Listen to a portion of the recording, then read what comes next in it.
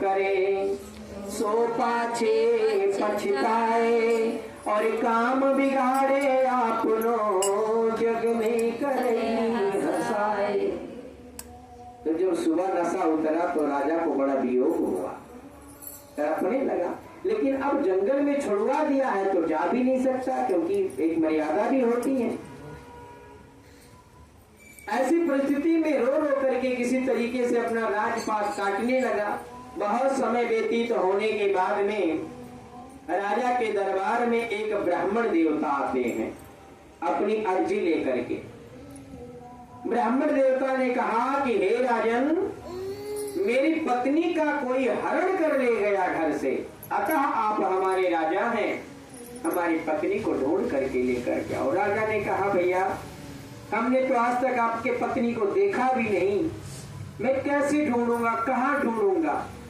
ब्राह्मण ने कहा कि प्रजा का 6वां भाग राजा को मिलता है, जो हमारे तुम्हारे आजकल टैक्स के रूप में देते हैं, जीएसटी के रूप में देते हैं, ये एक हिसाब से कर देते हैं, टैक्स देते हैं, जो हमारे ही पैसा सरकार तक जाते हैं, राजा तक जाते हैं।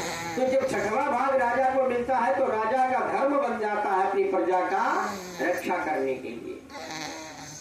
अब बहुत सुनाने के बाद में राजा ने कहा जरा बता तो दो कि उसके रवैये कैसे हैं, दिखती कैसी है। ब्राह्मण ने कहा अति करूपा, काली, बिल्कुल एकदम से बहुत कलेसी, कलेह कलेश करकच करने वाली, लेकिन फिर भी मेरी वो पत्नी है। पत्नी के विषम परिस्थिति में खड़ा होना पति का धर्म बन जाता है, और पति के दुख सुख में साथ रहना पत्नी का धर्म बन जाता है। ये राजा को टोंट करने के लिए आए। ये कथा जो है ये वास्तविक रूप से राजा को टोंट किया जाता है। क्यों टोंट किया जा रहा है? क्योंकि इसने अपने निर्दोष पत्नी को छुड़वा दिया है। यानी इसको इनडायरेक्टली समझाया जा रहा है कि बेटा आप समझ जाओ, पत्नी कैसी भी हो पर पत्नी पत्नी होती है, राजा से बताया जा रहा है। अब राजा ने बहुत कुछ सुनने समझने के बाद में अपने धनुष बाण और रथ पे सवार हुए और ब्राह्मण देवता के पत्नी को ढूंढने के लिए बहुत दिनों तक जंगल में घूमते रहे। घूमते घूमते घूमते घूमते बड़ा समय व्यतीत हो गया। कोई छोटा सा जंगल तो था नहीं। ऐसी परिस्थिति में जब जाकर के देखा, बहुत दूर निकल गए और दूर निकलने के बाद में बहुत समय व्यतीत हो गया।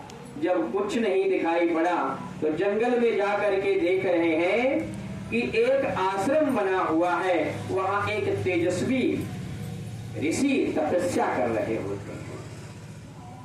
जब उन्होंने राजा को देखा कि राजा हमारी कुटिया में आए हैं तो उनका नियादर कर दिया। नियादर मीन्स उनको इग्नोर कर दिया